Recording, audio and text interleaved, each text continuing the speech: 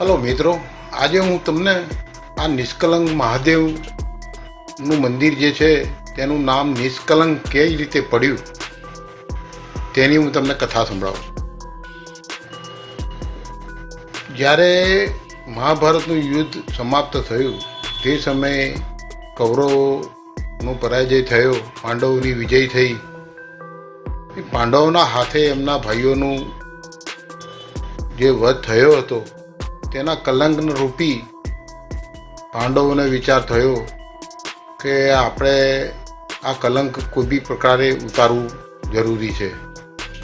એટલે પાંચે પાંડવો ભેગા થઈ ભગવાન શ્રી કૃષ્ણ પાસે જાય છે. ભગવાન શ્રી કૃષ્ણની જોડે વાત કરે છે કે ભાઈ આ વસ્તુ અમારાથી થઈ, એનું કલંક અમે કેવી રીતે એનું નિવારણ કરી શકીએ. તો કૃષ્ણ ભગવાને એક કાળી ધજા એમના હાથમાં આપી અને કહ્યું કે આ દરિયા કિનારે તમે પ્રદક્ષિણા કરો અને જે ધરતી ઉપર જે જગ્યાએ આ ધોળી ધજા થઈ જાય ત્યાં તમે શિવજીની પૂજા કરજો અને શિવજી પાસેથી તમે આ કલંક દૂર કરી શકશો. એ પાંચે પાંડવોએ એક કાળી ધજા લઈ અને દરિયાની પરિક્રમા કરવાનું શરૂ કર્યું. હવે ફરતા ફરતા ભાવનગર પાસે કોડિયાદ ગામ છે ત્યાં ગાડી આવ્યા એટલે આ ધજા સફેદ થઈ ગઈ. એટલે તેમને પહેલાં સૌ પ્રથમ તો દરિયામાં સ્નાન કર્યું પાંડવોએ, ત્યાં પૂજા કરી શંકર ભગવાનની.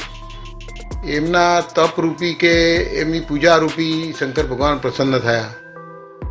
એમને કહ્યું કે ભાઈ અમારા આનું નિવારણ જોઈએ, કે અમારાથી આ કાર્ય થયું તે કલંક અમારાથી દૂર કરવું છે. તો એ સમયે એમને કહ્યું કે તમારું કલંક દૂર થઈ ગયું છે.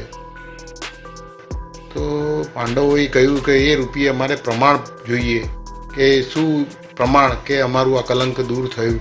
તો કે તમે અહીંયા ગાડી કોઈ 5 માટીની શિવલિંગો બનાવો અને એની પૂજા કરો. એટલે તે વખતે પાંચે પાંડવોએ ભેગા થઈ 5 શિવલિંગ બનાવ્યા માટીના અને તેમની પૂજા કરી.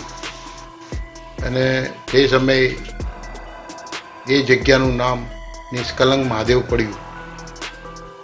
એટલે આ એની આવી એક કથા કહેવામાં આવે છે કે નિષ્કલંક મહાદેવ મંદિરનું નામ આ રીતે પાડવામાં આવે છે.